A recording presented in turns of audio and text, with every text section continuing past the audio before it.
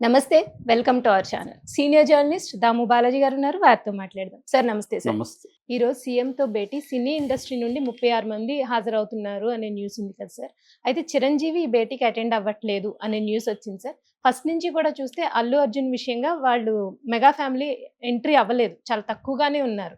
So ఎందుకని? అంటే first నుంచి వాళ్ళేమన్నా టార్గెట్ చేసారా? లేకపోతే ఎందుకని వాళ్ళు దూరంగా ఉంటున్నారు? ఈరోజు ఇంత ముఖ్యమైన దీనికి కూడా మీటింగ్ కూడా చిరంజీవి అటెండ్ అవ్వకపోవడానికి కారణం ఏంటి? యాక్చువల్‌గా నిన్నటి నుంచి కూడా పుకారు ఏముందంటే ఈరోజు రేవంత్ రెడ్డి కావచ్చు, బట్టి విక్రమార్క, ఉత్తమ్ కుమార్ రెడ్డి, హ్మ్. దామోదర్ రాజనరసింహ వీళ్ళందరితో కలిసి రేవంత్ రెడ్డి సినిమా ఇండస్ట్రీ పెద్దలతో మీటింగ్ ఏర్పాటు చేశారు. కమాండ్ కంట్రోల్ పోలీసుకి సంబంధించిన ఆఫీస్‌లో ఈ హ్మ్. మీటింగ్ ఏర్పాటైంది. సినిమా ఇండస్ట్రీ నుంచి ఒక 36 మందితో కమిటీ ఏర్పాటయిందని, ఈ కమిటీ ఏర్పాటు కూడా చిరంజీవి ఆధ్వర్యంలో జరిగిందని, హ్మ్. చిరంజీవి సూచించిన వాళ్ళ తోనే కమిటీ ఫామ్ అయిందనేది మనకొచ్చిన న్యూస్. సో, చిరంజీవి గైడెన్స్‌లో, చిరంజీవి నాయకత్వంలో టీమ్ ఎళ్లి కలిసి అల్లు అర్జున్ ఇష్యూని పరిష్కరించడం, అట్లాగే ఇమ్మీడియేట్‌గా సంక్రాంతి సినిమాలకు సంబంధించి బెనిఫిట్ షోలు కావచ్చు, ప్రత్యేక షోలు హ్మ్. కావచ్చు, తర్వాత టికెట్ రేట్లు పెంచుకోవడం కావచ్చు, ఈ అంశాలకు సంబంధించి చర్చ. అలాగే కొన్ని పర్మనెంట్‌గా సినిమా ఇండస్ట్రీలో ఉన్న ఇష్యూసు, సినిమా ఇండస్ట్రీకి, ప్రభుత్వానికి మధ్యన కొన్ని రకాల ఇష్యూస్ ఉన్నాయి. ఫర్ ఎగ్జాంపుల్ 'గద్దర్' అవార్డులు అంటే గతంలో నంది అవార్డుల స్థానంలో 'గద్దర్' అవార్డులను ప్రకటిస్తే దానికేం స్పందన రాలేదు. హ్మ్. అట్లాగే డ్రగ్స్ విషయంలో డ్రగ్స్‌కి యాంటీగా ప్రమోట్ చేయమని రేవంత్ రెడ్డి పిలిపిస్తే దాన్నెవరు పెద్దగా హ్మ్. పట్టించుకోలేదు.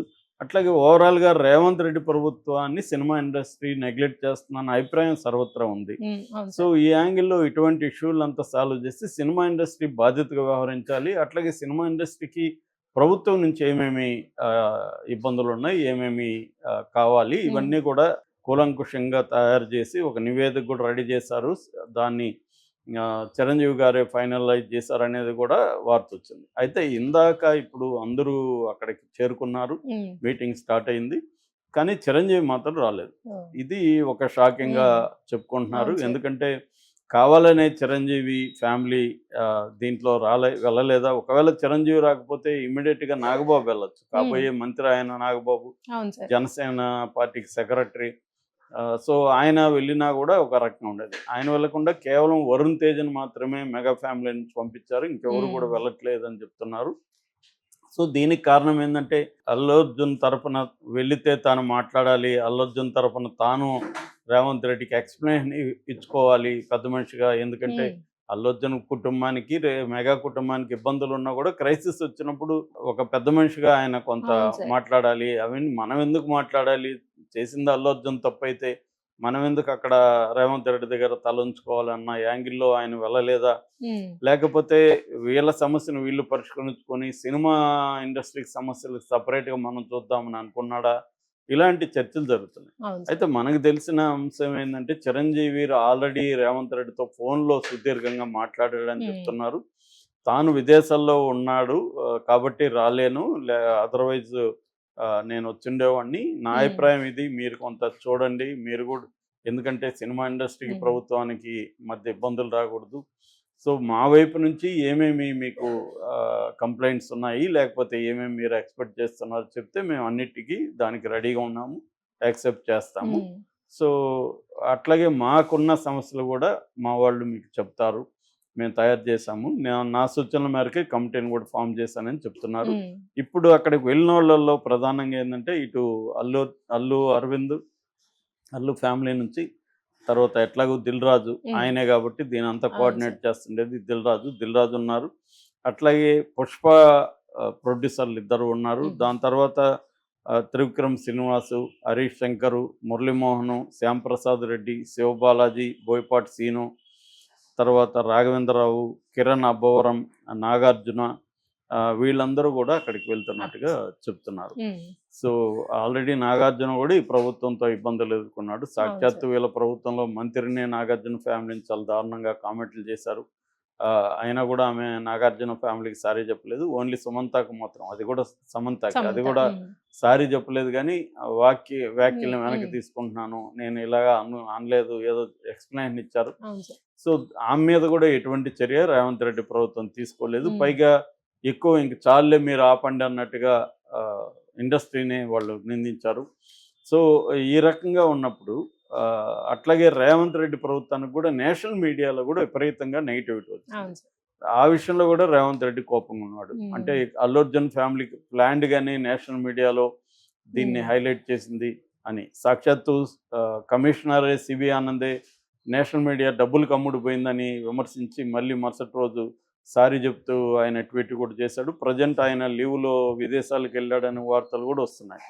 అంటే ఓవరాల్గా రేవంత్ రెడ్డి ప్రభుత్వానికి కొంత ఇబ్బంది కూడా నేషనల్ లెవెల్లో వచ్చింది. ఎందుకంటే ఆ కాంగ్రెస్ పార్టీ సీఎంగా నేషనల్ లెవెల్లో మీడియా అంతా కూడా బీజేపీ కంట్రోల్లో ఉంటుంది. మెజారిటీ మీడియా బీజేపీకి అనుకూలంగా ఉండే మీడియాని. అందువల్ల ఈ ఇష్యూని వాళ్ళు కాంగ్రెస్ వర్సెస్ సినిమా ఇండస్ట్రీగా టర్న్ చేసేసారు.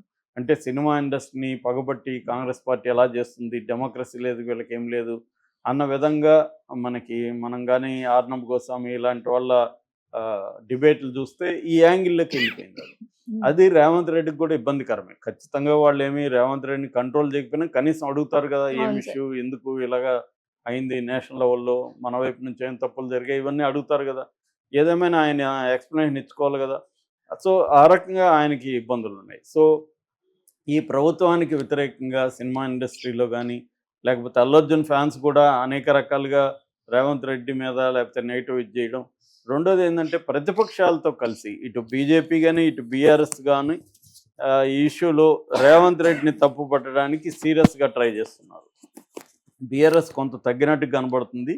కానీ బీజేపీ నేషనల్ లెవెల్లో అనురాగ్ ఠాకూర్ కూడా ఈరోజు కేంద్ర మంత్రి మాట్లాడాడు. ఆయన కూడా అల్లు అర్జున్ని, తెలుగు ఇండస్ట్రీని పొగిడాడు. మన ఇండియన్ సినిమాని ఇంటర్నేషనల్ స్థాయికి తీసుకెళ్ళింది తెలుగు వాళ్ళే. సో అట్లాంటి వాళ్ళని కాంగ్రెస్ ప్రభుత్వం అక్కడ ఇబ్బంది పెట్టే విధంగా కాంగ్రెస్ పార్టీకి చెందిన నాయకులు మాట్లాడుతున్నారు అని ఆయన మాట్లాడాడు. అంటే నేషనల్ లెవెల్లో ఇష్యూ వెళ్ళిపోతుంది. అందువల్ల కూడా రేవంత్ రెడ్డికి కూడా ఇది అవసరం. దీన్ని ఇక్కడ ఆయనకు మంచి పేరే ఉండొచ్చు ఈ ఇష్యూలో. ఓవరాల్గా రేవంత్ రెడ్డి కొంతమంది మనగాడ అనుకునేవాళ్ళు, రేవంత్ రెడ్డి మగాడ్రా బుజ్జి అనే టైప్లో మాట్లాడేవాళ్ళు, లేకపోతే సినిమా ఇండస్ట్రీకి జలక్ ఇవ్వాలి అని అనుకునేవాళ్ళు, వీళ్ళందరూ బాగానే ఉండొచ్చు. కానీ నేషనల్ లెవెల్లో రేవంత్ రెడ్డికి ఒక నెగిటివ్ కనోటేషన్, నెగిటివ్ ఇది వెళ్ళింది. సో అది కాంగ్రెస్కి వెళ్ళింది. నిజానికి రేవంత్ రెడ్డి పర్సనల్గా కంటే కూడా Congress party versus cinema industry అన్న నెరేటివ్ వెళ్ళి అంటే అంతర్జాతీయ ఖ్యాతి తీసుకొని వచ్చిన అల్లు అర్జున్ లాంటి వాళ్ళని కాంగ్రెస్ ప్రభుత్వం ఎంత ఇబ్బందులు పెడుతుంది చూడండి. మేమేమో మోడీ ప్రభుత్వంలో ఏమో ఆయనకి నేషనల్ అవార్డు ఇచ్చాము, అల్లు అర్జున్కి, చిరంజీవికి జీవిత సాఫల్య పురస్కారం ఇచ్చాము. కానీ వీళ్ళు చూడండి ఎంత ఇబ్బంది పెడుతున్నారు అని అనురాగ్ ఠాకూర్ లాంటి మంత్రులు మాట్లాడుతున్నారు.